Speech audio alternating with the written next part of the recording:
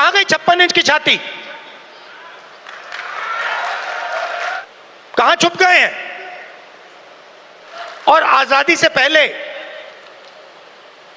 एक बात याद रखिए, भूलिए मत, आजादी में हम सिर्फ अंग्रेजों से नहीं लड़े थे, हम अंग्रेज और आरएसएस की विचारधारा के खिलाफ लड़े थे। जिस दिन कॉन्स्टिट्यूशन लागू हुआ था, जिस दिन यह किताब लिखी गई थी, उस दिन इस कॉन्स्टिट्यूशन के खिलाफ आरएसएस ने रामलीला मैदान में इस कॉन्स्टिट्यूशन को जलाया था। सालों के लिए आरएसएस ने तिरंगा को सलूट नहीं मारा था। कुछ साल पहले एक जर्नलिस्ट मेरे से मिलने आए, या मुशर्रफ जी या नवाज शरीफ के मित्र थे, और उन्होंने मुझे बताया कि उन्होंने नवाज शरीफ या मुशर्रफ जी से कहा था कि अगर आप हिंदुस्तान और पाकिस्तान के बीच में शांति लाएंगे तो पूरी दुनिया आपका नाम याद करेगी। और उस टाइम जब जर्नलिस्ट ने कहा था, मुझे एक बात याद आई थी। जैसे ही उसके मुंह से ये शब्द निकले थे, मेरे दिमाग में ये बात उठी थी कि मैं छोटा सा बच्चा था, 7-8 साल का, और मैंने इंदिरा गांधी जी से यह सवाल पूछा कि दादी, मरने के बाद आपके बारे में लोगों को क्या कहना चाहिए, क्या सोचना चाहिए? जानते हो इंदिरा गांधी जी ने क्या जवाब दिया, जो मुझे आज तक परफेक्ट जवाब लगा। उन्होंने कहा, राहुल, मैं अपना काम करती हूं, मरने के बाद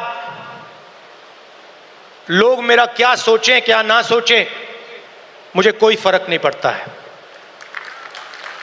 मुझे इंटरेस्ट अपने काम से है, और अगर पूरी दुनिया मेरे मरने के बाद मुझे भूल जाए, वो भी मेरे लिए मंजूर है, अगर मैंने अपना काम पूरा किया। तो यही मेरी सोच है। लोग क्या सोचेंगे क्या नहीं सोचेंगे, मुझे कोई फर्क नहीं पड़ता। सच्चाई क्या है और मुझे क्या करना है, वो मैं करना चाहता हूं।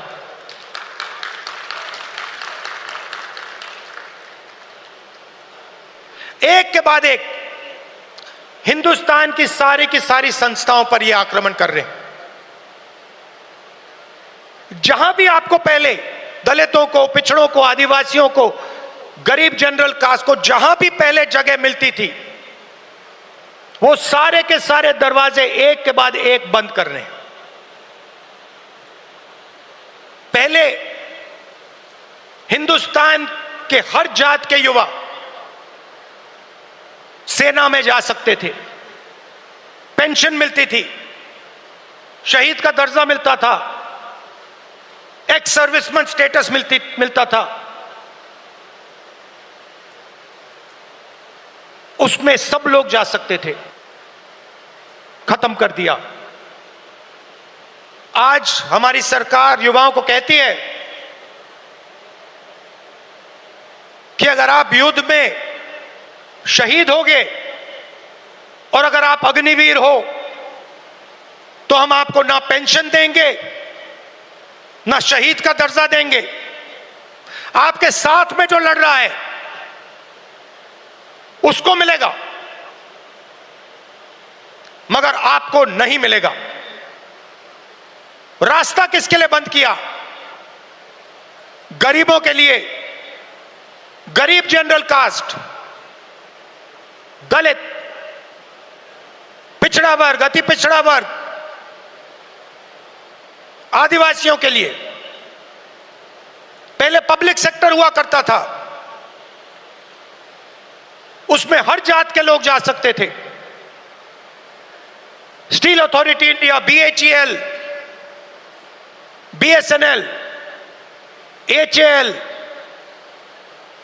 ये आप सबको, पूरे देश के युवाओं को रोजगार देते थे, अपॉर्चुनिटी देते थे। एक के बाद एक इनको बंद किया जा रहा है।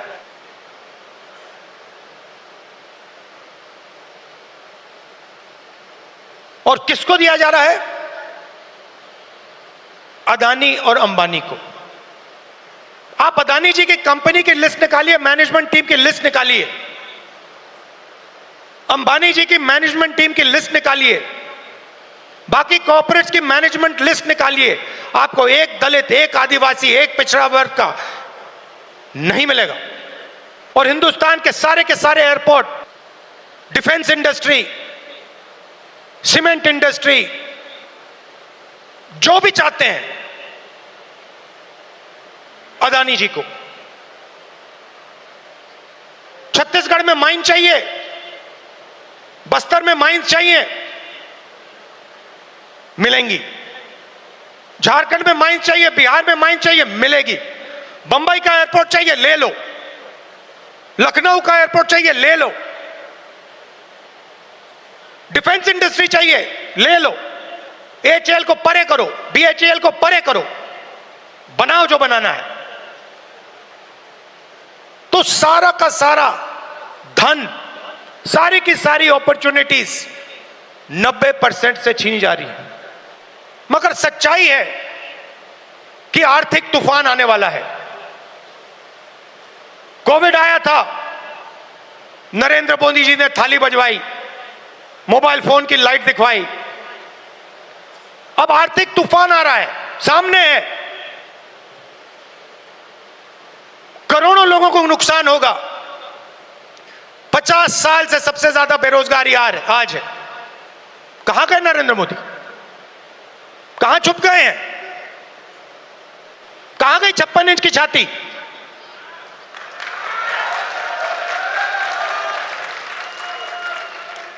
जब प्रधानमंत्री को कहना था, इंदिरा गांधी से एक बार किसी ने पूछा, डू यू लीन लेफ्ट और राइट? मतलब आप दाएं लीन करती हैं, बाएं लीन करती हैं? इंदिरा गांधी जी ने कहा, मैं हिंदुस्तान की प्रधानमंत्री हूं, मैं ना दाएं लीन करती हूं ना बाएं लीन करती हूं, बीच में सीधी खड़ी रहती हूं। ये हमारे जो नए प्रधानमंत्री हैं, ये सीधा सामने मत्था टेक देते हैं। सच्चाई है हिंदुस्तान की,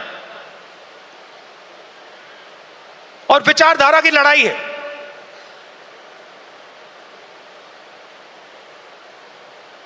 आप लोग हो सेना, बब्बर शेर। देश तंग आ गया है, आप देखना। और इनको सिर्फ कांग्रेस पार्टी रोक सकती है, बाकी पार्टियां नहीं रोक सकती हैं, आप देखना। क्योंकि यह विचारधारा की लड़ाई है। जिस पार्टी के पास विचारधारा नहीं है, क्लैरिटी नहीं है, वो बीजेपी, आरएसएस के सामने नहीं खड़ी हो सकती। जिस पार्टी के पास विचारधारा है, वो ही आरएसएस और बीजेपी का मुकाबला कर सकती है, और वो ही आरएसएस और बीजेपी को हराएगी। और आजादी से पहले एक बात याद रखिए, भूलिए मत, आजादी में हम सिर्फ अंग्रेजों से नहीं लड़े थे, हम अंग्रेज और आरएसएस की विचारधारा के खिलाफ लड़े थे। ये सारे जो आरएसएस के लोग हैं, इनकी विचारधारा फ्रीडम स्ट्रगल की विचारधारा नहीं है। जिस दिन कॉन्स्टिट्यूशन लागू हुआ था,